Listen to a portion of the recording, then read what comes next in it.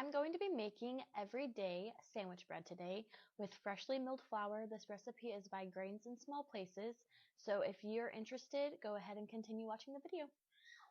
The first step is going to be measuring and grinding your wheat. So I have hard white wheat that I'm going to be using today. I find that it's a lot easier to adapt to this flavor instead of the hard red.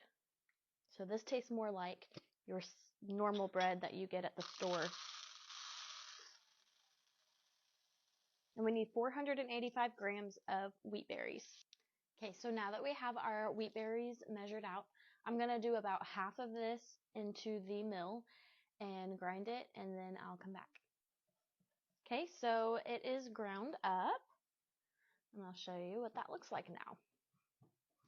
So I'm just going to take my brush that it came with and clean it out and dump the flour, and then I'll do the next round of wheat berries. So now I have my flour all ground up. I'm going to add 2 tablespoons of Vital Wheat gluten. The recipe does not call for this, but I feel like it's just better with it. The gluten develops easier if you add it to it. I don't always add it, but this time I am. And now I'm going to whisk it in just to get it incorporated. Okay, so I'm going to add my water into the bowl real quick. 180 milligrams of water. It's going to be basically this whole thing.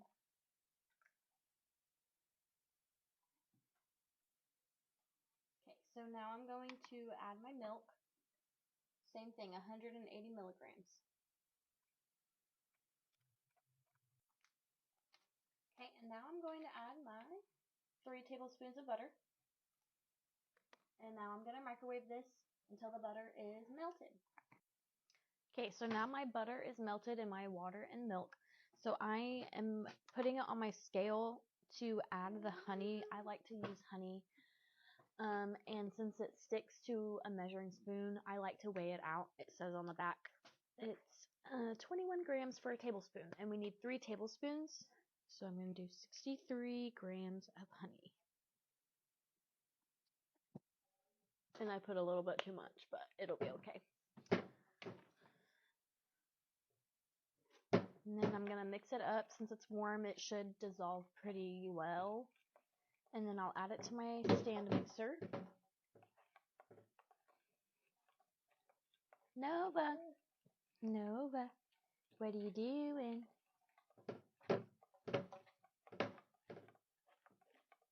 What are you doing?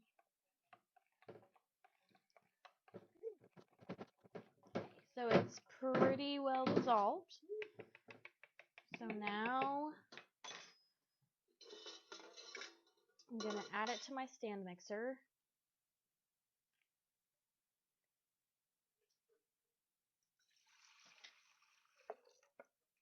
Okay, so now I'm going to add 1.5 teaspoons of salt to the mixer. And 1 egg. Just going to crack it in there. And now I'm going to lift it up and give it a good mix.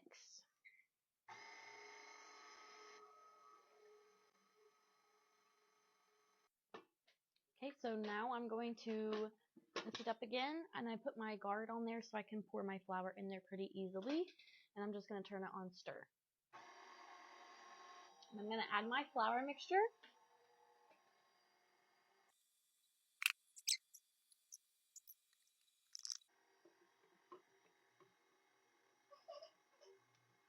Okay, and I'm going to let this mix up until it kind of starts forming together and coming off the sides of the bowl. So this is what it looks like right now. It's not coming all together, so I'm going to start scraping down the sides to help incorporate that dry flour. Okay, so I've scraped down the sides, and it looks like all the flour is pretty well incorporated. Okay, so now I've covered it up and I'm gonna let it sit for at least 15 minutes, but up to 2 hours.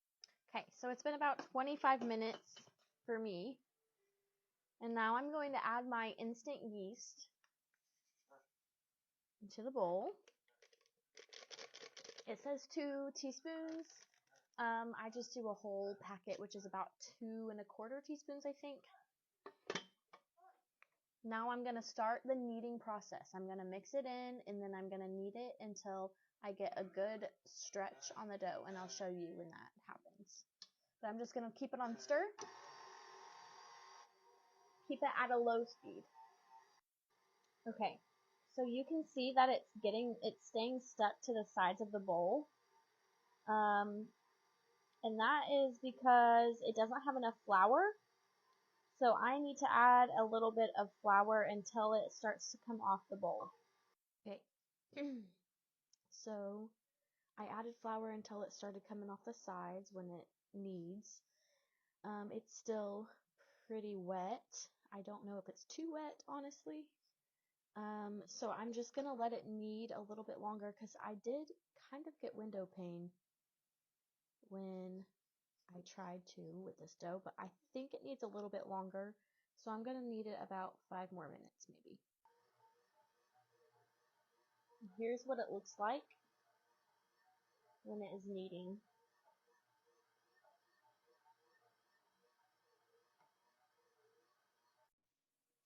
I'm now going to show you how to check for window pane.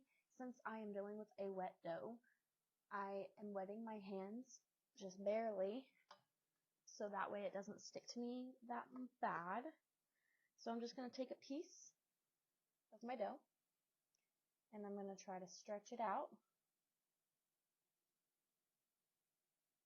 And I'm just stretching it to get a thin piece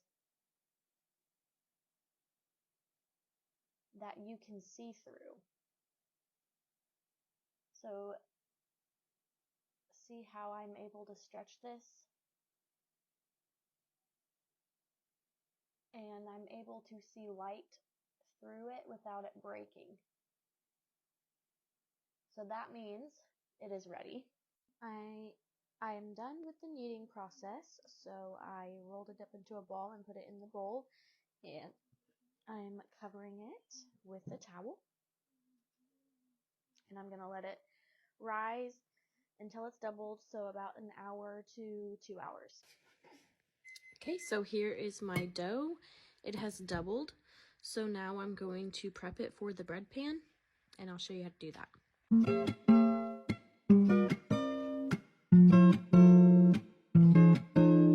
Situations bring you back to me. Oh, love is never break off. I guess you heard that's all. On my head, you say that I'm dying to forget. I bit the bullet for you, for you.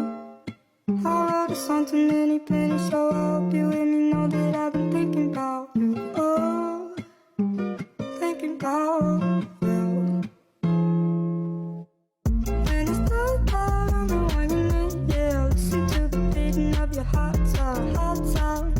When it's dark out, I'm the one you need, yeah. Listen to the beating of your heart sound, sound.